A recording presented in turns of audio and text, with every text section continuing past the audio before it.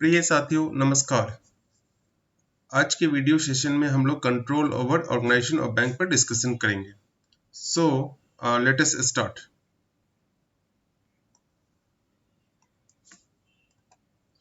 Control over organisation of bank.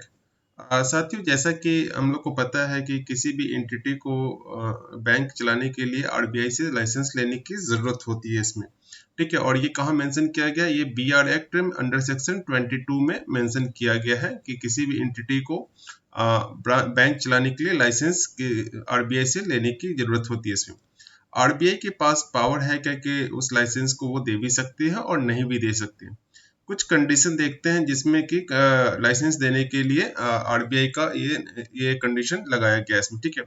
Weather company able will be able to pay deposit, क्या company जो है इसमें या जो एंटिटी है बैंक का लाइसेंस लेने के लिए अप्लाई किया है वो डिपॉजिटर का पैसा वापस कर सकते हैं इसमें, क्या वो बैंकिंग बिजनेस कर सकते हैं इसमें, उनके पास पर्याप्त कैपिटल है और वो मेकिंग प्रॉफिट और क्या वो प्रॉफिट अर्न कर सकती है इसमें, जनहित में क्या वो कार्य कर सकती है, या जिस जगह के लिए जिस एरिया के लिए बैंकिंग बिजनेस उनको चाहिए क्या वो एरिया पोटेंशियल है। ये सब कुछ बातों को देखने के बाद आरबीआई लाइसेंस देने के लिए कंसिडरेशन कर सकती है इसमें। जैसे कि अंडर सेक्शन 22 में आरबीआई ने लाइसेंस देने का जिक्र किया गया, उसी तरह अंडर सेक्शन 22 और सब सेक्शन 24 बीआर एक्ट 1949 के तहत आरबीआई किसी भी बैंक का लाइसेंस को कैंसिल भी कर सकती है इसमें, ठीक है। जब किसी भी बैंक का लाइसेंस कैंसिल करती है तो उस बैंक को सेंट्रल गवर्नमेंट के पास अपील करने के लिए कितने दिन का समय होता है, 30 दिन का समय दिया जाता है उस ऑर्डर के पास होने के बाद। Branch licensing. साथियों, जैसे ही बैंक चलाने के लिए आरबीआई से लाइसेंस लेने की जरूरत होती है अंडर सेक्शन 22 में, और लाइसेंस कैंसिल के लिए होता है अंडर सेक्शन 22 सब सेक्शन 4 में। उसी तरह ब्रांच चलाने के लिए भी आरबीआई से लाइसेंस की जरूरत होती है, और वो मेंशन किया गया बीआर एक्ट में अंडर सेक्शन 23 में मेंशन किया गया है। फ्रेंड्स, पहले था कि रिजर्व बैंक से किसी भी बैंक को ब्रांच चलाने के लिए लाइसेंस की ज़रूरत जब होती थी तो वो बारी बारी से ब्रांच के लिए लाइसेंस के लिए अप्लाई करते थे इसमें। लेकिन अब वो इकट्ठे ब्रांच के लिए आरबीआई से लाइसेंस के लिए अप्लाई कर सकते हैं।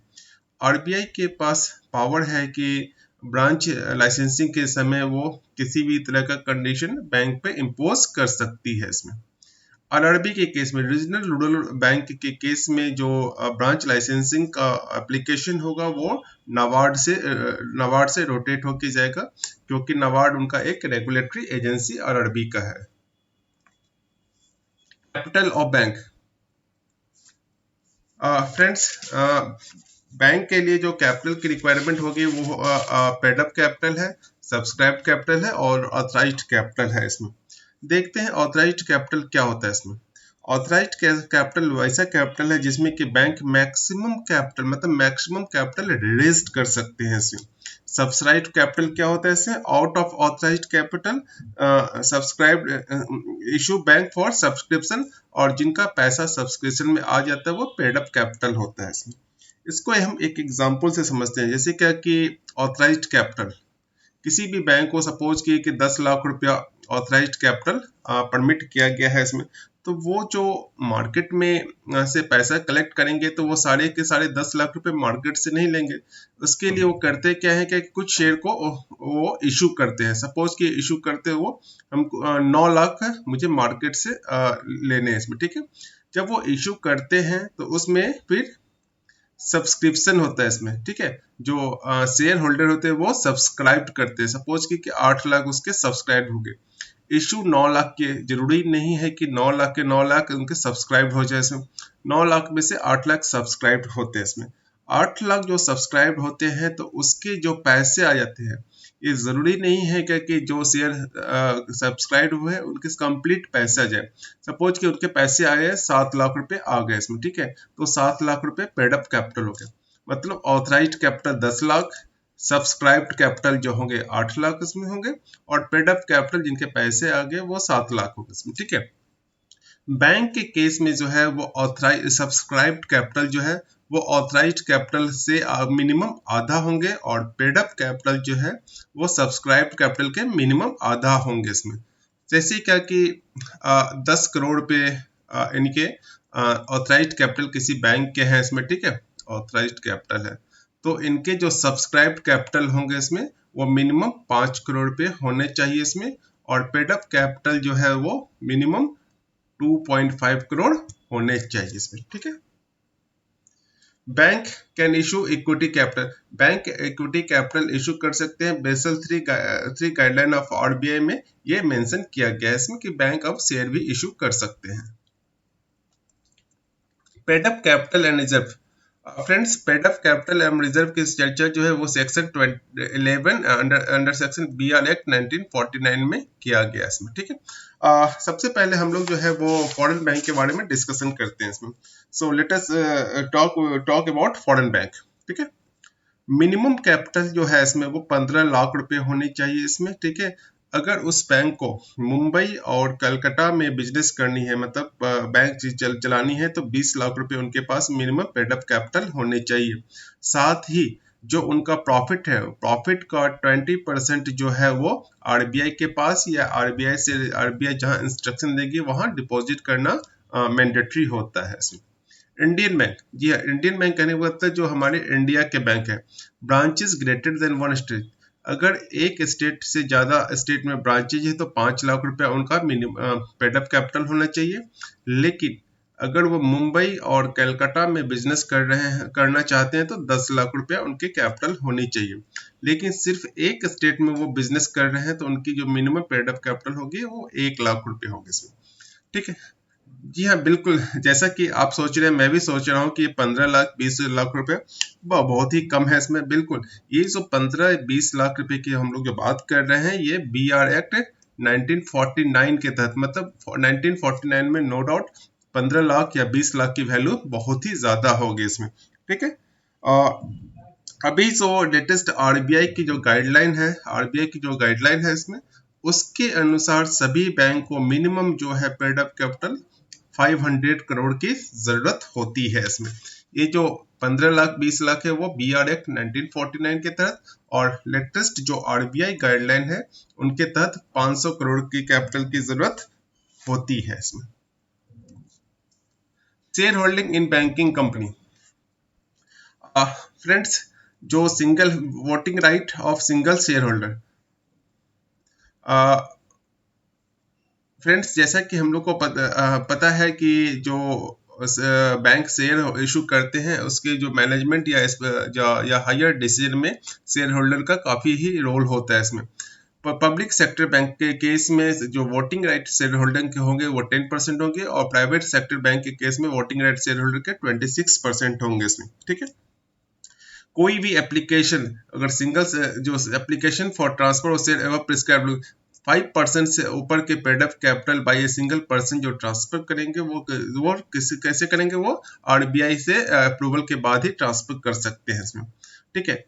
जो शेयर हम लोग बैंक इश्यू करेंगे उनका जो कमीशन ब्रोकरेज डिस्काउंट होगा वो मैक्सिमम 2.5% होगा। सपोज किए कि 100 रुपए के शेयर इशू किया गया है तो उस पर 2.5 मतलब 2.5 रुपए के कमीशन ब्रोकरेज और डिस्काउंट दिया जा सकता है इसमें, ठीक है। डिविडेंड, नो डाउट जो बैंक का जो करंट ईयर का प्रॉफिट है उसमें रिटर्न ऑफ या टैक्स एक्सपेंसेस और कैपिटल एक्सपेंसेस को माइनस करने के बाद जो प्रॉफिट बचेंगे इसमें, उससे वो अपने शेयर होल्डर को डिविडेंड इशू कर सकते हैं इसमें। लेकिन उनके साथ एक कंडीशन भी लगाया गया है इसमें, जो बैंक का CAR मतलब कैपिटल एडुकेसी रेशियो 9% 3 साल से होनी चाहिए, और नेट NPA मतलब नॉन परफॉर्मिंग एसेट्स नेट जो है वो 7% से नीचे होनी चाहिए इसमें। Maximum dividend payment ratio, maximum dividend payment ratio जो है वो 40% होनी चाहिए। कहने का मतलब है कि सिंगल शेयर होल्डर को हम लोग के मतलब डिविडेंड का कोई लिमिट नहीं होता है, लेकिन जो प्रॉफिट हुए, सपोज कि बैंक की प्रॉफिट जो है इसमें 500 प्रॉफिट हुए इसमें, ठीक है, 500 करोड़ हुए हैं इसमें, जो कि रिटर्न ऑफ और कैपिटलाइज एक्सपेंसेस के बाद के प्रॉफिट है। तो इसमें जो है मैक्सिमम जो है बैंक जो डिविडेंड होंगे वो 200 करोड़ रुपए तक के ही डिविडेंड मैक्सिमम इशू कर सकते हैं। कहने मतलब डिविडेंड पेमेंट रेशियो 40% ही मैक्सिमम होनी चाहिए। Subsidiaries of banking company. Friends, जैसा कि हम लोग देखते हैं कि बैंक सब्सिडरीज कंपनी को इंडिया में और इंडिया के बाहर भी ओपन कर सकते हैं, लेकिन इसके लिए आरबीआई और या सेंट्रल गवर्नमेंट की परमिशन की जरूरत होती है इसमें। जैसे कि सब्सिडरीज कंपनी डोमेस्टिक के केस में हम लोग एक एग्जांपल देख लेते हैं इसमें। पीएनबी पीएनबी गिल्ड लिमिटेड करके कंपनी है इसमें for trading of government securities का और ट्रेजरी बिल का ये ट्रेडिंग करती है। दूसरा है पीएनबी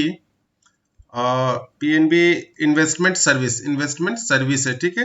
ये मर्जेंट बैंकिंग का काम करते हैं। उसी तरह पीएनबी के इंटरनेशनल सब्सिडरीज कंपनी भी है, जैसे कि Punjab national bank international limited, Punjab national bank international limited, ये यूके में है इसमें, ठीक है।